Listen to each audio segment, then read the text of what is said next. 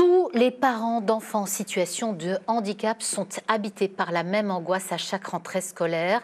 Mon enfant sera-t-il accompagné cette année?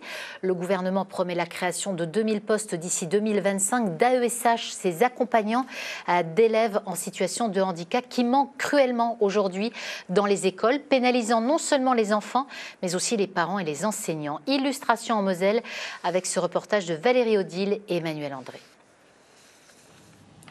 À cause des Tibétains. Début de vacances studieuses pour Gabriel, élève de terminale. Il va devoir rattraper son retard de prise de notes. Habituellement, c'est son AESH, son auxiliaire de vie, qui l'aide en classe. Mais depuis la rentrée, le nombre d'heures accompagnées a chuté de 12 à 2 heures par semaine. Tu trouves que c'est handicapant quand même pour toi de ne pas avoir cette aide-là? Oui, très quand même. Parce qu'il y a quand même relativement assez de cours où ils font beaucoup de prises de notes et je suis vraiment en très grande difficulté pour bien réussir à les prendre. Gabriel est dyslexique, dysphasique, dysorthographique. Depuis la maternelle, il bénéficie d'une AESH et c'est ce qui lui a permis d'arriver jusqu'en terminale. Pourra-t-il passer le bac? Rien n'est moins sûr. Il est multidys, donc problème de lecture, de compréhension, de mise en page. Il écrit des phrases sans ponctuation très très longues. Donc l'AESH en fait comble tous ces déficits-là.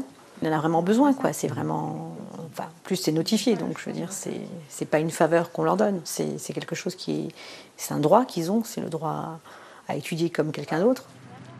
Même histoire pour Maëva, élève de 3e. Depuis plusieurs années, elle est accompagnée par une aide de vie scolaire, 16 heures par semaine. Mais il y a un mois, ces heures ont été divisées par 2, sans notification aux parents, mettant Maëva dans une situation angoissante d'échec.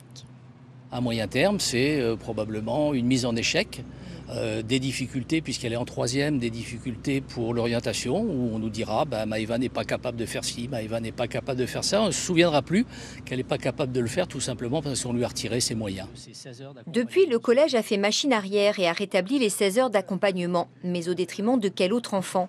C'est l'une des nombreuses problématiques soulevées par les syndicats d'enseignants confrontés au manque croissant d'AESH dans les écoles de Moselle. Il y a des besoins forts en AESH. On a lancé une enquête auprès des écoles en Moselle. On a eu pour l'instant une 50aine de retours. Les collègues estiment qu'il leur manque déjà sur ces 50 écoles 60 AESH. C'est indéniable qu'il y a des gros besoins. Mais l'éducation nationale a du mal à recruter et à conserver ses agents. Il faut dire que le métier est précaire et mal payé, 900 € par mois en moyenne. Face à l'ampleur du problème, les syndicats viennent de lancer une pétition et envisagent des actions dans les prochains mois. Contacté, le rectorat nous assure par mail que 95% des élèves en situation de handicap ont un accompagnement en Moselle. Reste à savoir dans quelles conditions.